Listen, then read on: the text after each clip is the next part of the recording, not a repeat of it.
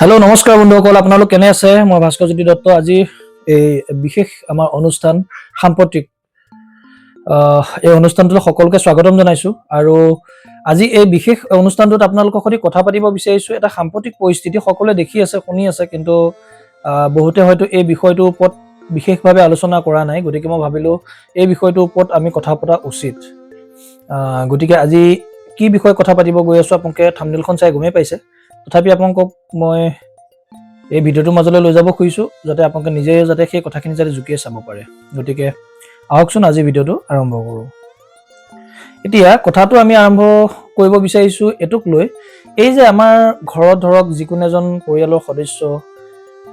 গা বেয়া হ'লে বা আপোনাৰ এটা ডাঙৰ অসুখ বিসুখ হ'লে আমি যে ধৰক ট'টালিকে উন্নত মানৰ মানে চিকিৎসাৰ বাবে আমি যিটো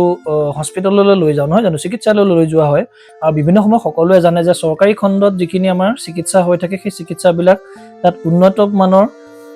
মানে চিকিৎসা তাত প্ৰদান কৰা নহয়, যিহেতু মানুহ যথেষ্ট সৰহ হয়। আৰু গতিকে চৰকাৰী সেই হস্পিটেলবিলাকত হওক বা তেনেকুৱা মানে চৰকাৰী আপোনাৰ হস্পিটেলবিলাকত যিবিলাক আপোনাৰ চিকিৎসা কৰা ডক্তৰ হওক, নাৰ্ছ হওক, তেওঁলোকৰ ব্যৱহাৰ পাতি কিমান ভাল বেয়া সকলোৱে জানে। গতিকে তাত আমি যাতে সেইখিনি যাতে আমাৰ লগত নঘটে বা আমি সেইখিনি যাতে পৰিস্থিতি পাৰ কৰিব নালাগে, সেইকাৰণে আমি কি কৰোঁ, ততাতৈয়াকৈ কাষতে থকা কিবা এখন ব্যক্তিগত চিকিৎসালয়লৈ আমি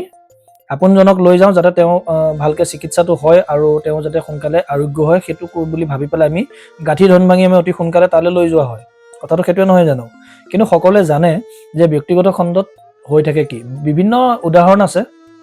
মই আজি হস্পিটেলবিলাকক কোনোখনৰ নাম ল'ব বিচৰা নাই, খালি মই ভিডিঅ'টো এনেকৈ বনাইছোঁ।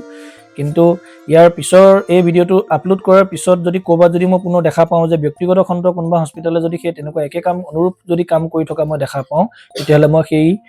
একদম সম্পূৰ্ণ ফুটেজ সহ, সম্পূৰ্ণ ফটো সহ আপোনালোকক কিন্তু মই তেতিয়া অৱগত কৰাম। গতিকে এইটো মোৰ ফালৰ পৰা ক'ব গ'লে মানে এইটো মই এটা তেওঁলোকক সকিয়নি বুলি ক'ব পাৰি যে তেওঁলোকে যাতে তেনেকুৱা নকৰে। এটা মূল কথালৈ আহোঁ। মূল কথাটো হৈছে কি, যেতিয়া আমি ব্যক্তিগত খণ্ডৰ এখন চিকিৎসালয় যেতিয়া আমি সেই আমাৰ পৰিয়ালৰ সদস্য হওক বা আত্মীয় কুটুম স্বজন বন্ধু বৰ্গ যাকে হওক, শুভাকাংক্ষী আমি যাকে লৈ যাওঁ, সকলো এটা বস্তু মন কৰিছে যে প্ৰাইভেট হস্পিটেলত লৈ যোৱাৰ পিছত মানে ব্যক্তিগত খণ্ডৰ হস্পিটেলত লৈ যোৱাৰ পিছত তাত এটা টকাৰ ডিমাণ্ড আহে, টকা বিচাৰে যে আপোনাৰ ইমান লাখ টকা আপোনাৰ লাগিব বা ইমান টকা আপুনি কাউণ্টাৰত জমা কৰক, এই পইচাখিনি জমা হোৱাৰ পিছত আপোনাৰ চিকিৎসা কৰা হ'ব, তেওঁৰ আমুক চিকিৎসা হ'ব, এইটো হ'ব, সেইটো হ'ব। আৰু বহুতে দেখিছে বা আমি মানে মই বাহিৰত যেতিয়া মই মানে আছিলোঁ, অসমৰ বাহিৰত যেতিয়া আছিলোঁ, মই কৰ্ণাটকত যেতিয়া আছিলোঁ, তাতো মই দেখিছোঁ ব্যক্তিগত চিকিৎসালয়সমূহত তাত টকা নহ'লে মিছা, মানে তাত টকা হ'লে মানুহজনৰ জীৱনটো ৰক্ষা পৰিব, কিন্তু টকা যদি নহয় তাতে মৃত্যুমুখত পৰাটো একেবাৰে ধৰক একেবাৰে সত্য, এইটো চিৰন্তন এটা কথা। গতিকে এতিয়া কথাটো হ'ল কি, এই যে আমাৰ ব্যক্তিগত খণ্ডৰ চিকিৎসালয়বিলাকত যিবিলাক চিকিৎসা চলি থাকে, টকা বিচাৰে যে ইমান টকা হ'লেহে হ'ব, এই বস্তুটো অপাৰেশ্যনটো বা এই অস্ত্ৰোপচাৰটো আমি ইমান টকা পালেহে আমি কৰিম। সেই বস্তুটোৰ ওপৰত আচলতে নিৰ্ধাৰণ কৰিব কোনে, বা সেইখিনিৰ ওপৰত ৰেগুলেশ্যন আছেনে নাই, ৰীতি নীতি কিবা কিবি আছেনে নাই,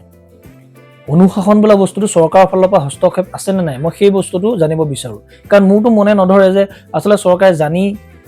বা বুজি সেইখিনি কৰিছে বা তেওঁলোকে এটা খতিয়ান ৰাখিছেনে নাই, সেইখিনিৰ ওপৰত মোৰ সম্পূৰ্ণ মানে এটা সন্দেহ ভাৱ উপজে। যিহেতু বিভিন্ন ব্যক্তিগত খণ্ডত দেখা পোৱা যায় যে আপোনাৰ যে এজন মানুহৰ মানে অলৰেডি তেওঁ মৃত্যু হৈছে, তেওঁ বৰ্তমান মানে মৃত্যুমুখত পৰিছে, তেওঁ এখন বিচনাত শুৱাই থোৱা হৈছে। তাৰ পাছতো কি হয়, সেই পেচেণ্টৰ পৰা টকা লৈ থকা দেখা যায়, যে কয় যে আপুনি একাউণ্টত 50,000 টকা জমা কৰক বা 1 লাখ জমা কৰক, আমি এই চিকিৎসাটো কৰি আছোঁ, এইকেইটা বস্তু আপুনি ফাৰ্মাচীৰ পৰা লৈ আহক। কাৰণ সেই ফাৰ্মাচীসমূহৰ লগতো তেওঁলোকৰ কি হয়, কমিশ্যনৰ লেনাদেনা থাকে 100% থাকিব লাগিব। কাৰণ এতিয়া সেই নহ'লে এই একেখিনি বস্তুকে, কাৰণ তেওঁলোকেও জানে। এতিয়া আপোনালোকে এবাৰ মই এটা ভিডিঅ'ত পাইছিলোঁ যে তাত মানে ইমানবোৰ মানে দৰৱ পাতি আদি কৰি লিখি দিছিলে, সেইখিনি বস্তু কিছুমান বস্তু থাকিয়ে গ'ল। কাৰণ এইটোতো অপাৰেশ্যনে কৰিছিল, অপাৰেশ্যনৰ দৰৱ পাতি কি ইমান কথা আছে, হয়নে নহয়? এতিয়া বহুতে ক'ব আপুনি হস্পিটেলৰ বিষয়ে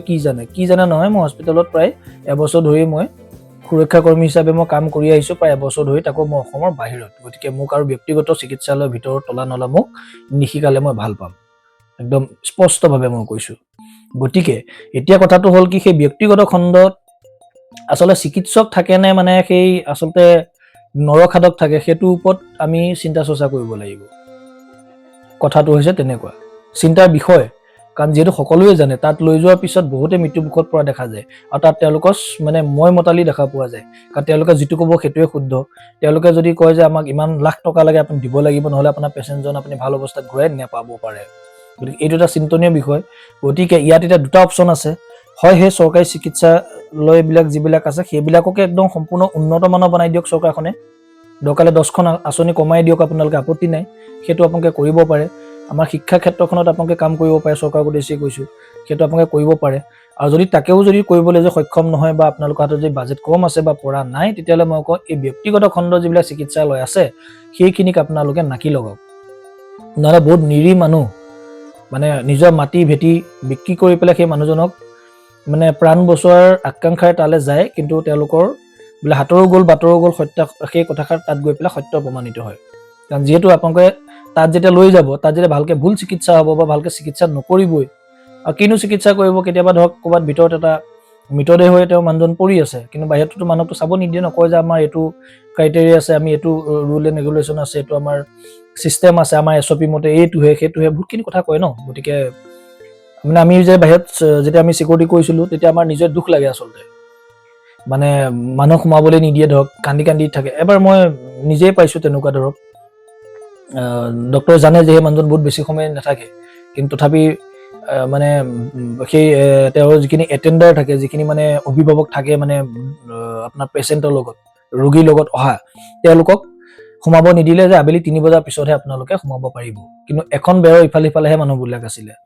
এবাৰ যদি চাবলৈ দিয়াত সেই সময়ত কিজানি হাতখনত ধৰি যদি দুটা কথাও পাতিলে মনটো শান্তি পালেহেঁতেন নহয় জানো পইচাটো গ'লেই মানুহৰ মাথাৰো যদি পালেহেঁতেন কিমান ভাল হ'লে হয় আপোনালোকে এইটো কথাটো ভাবি চাওক তাৰপিছত যেতিয়া 3 বজাত যেতিয়া আহিছে ক'ত আছে তেতিয়া আমি কৈছোঁ যে আপোনালোকে ভিতৰলৈ যাওক চাব পাৰিব আৰু যেতিয়া আচলতে নিয়মত চাব পাৰিব বুলি ক'ব নালাগে আমি ক'ব লাগিছিল যে আপোনাৰ মানুহজনৰ ডেথ হৈছে এইটো হৈছে ক'ব পাৰিব লাগিছিলে কিন্তু আমাৰ মনে নখহে আমি অসমীয়া ল'ৰা আমি নোৱাৰো কাৰণে কৈ দিলোঁ পিছত হস্পিটেল কৰ্তৃপক্ষই আমাৰ ওপৰত গৰম মানে কিয় ক'ব লাগে মানুহজন মৰি আছে আপোনালোকে সোমাবলৈ কিয় দিছে যদি কিবা এটা জেং হৈ যায় কিবা হৈ যায় গতিকে সেই অনুৰূপ কথাবিলাক প্ৰত্যেক জেগাতে হয় মই এইটো কোৱা নাই যে প্ৰত্যেকখন হস্পিটেলে বেয়া কিন্তু মই এইটো কৈছোঁ যে মানৱীয়তাৰ খাতিৰত অন্তত আপোনালোকেতো ডক্টৰেটো গম পাইছে যে মানুহজন নাবাচে আৰু এজনক আৰু যি কৰিলেও লাভ নাই গতিকে সেই সময়ততো আহি পেলাই সেই তেওঁলোকৰ ঘৰৰ মানুহখিনিকতো আহি পেলাই কথা পাতিবলৈ চান্সটো দিয়ক কাৰোবাৰ ল'ৰা ছোৱালী আছে ক'ৰবাত কিবা আছে সেইখিনি অক্ষয় কুমাৰ যিখন চিনেমা আছিলে গোবৰখন তাত যিখিনি কাহিনী দেখুৱাইছিলে সঁচা কথা আছিলে সত্য প্ৰমাণিত হৈ আছে সেয়া কথা হিন্দী চিনেমা কাইদাৰে আমাৰ বৰ্তমান ব্যক্তিগত চিকিৎসালয়বিলাক আমাৰ চলি আছে এতিয়া এইটোও মই চৰকাৰক অনুৰোধ কৰোঁ যে আপোনালোকে কথাটো চিন্তা চৰ্চা কৰক যাতে মানুহ যাতে মৃত্যুমুখত যাতে নপৰে তাকে চিন্তা কৰি আপোনালোকে এই ব্যক্তিগত যিবিলাক খণ্ডৰ মানে চিকিৎসালয় আছে বা নাৰ্ছিং হোম আছে সেইবিলাকৰ ওপৰত নাকি লগাওক আপোনালোকে খতিয়ান ৰাখক আৰু যাতে অলপ কম পইচা যে কৰিব পাৰি নেকি বা কিবা উপায় আছে নেকি সেইখিনি আপোনাৰ চিন্তা কৰিবলৈ মানে চিন্তা কৰিবলগীয়া আছে বুলি মই ভাবোঁ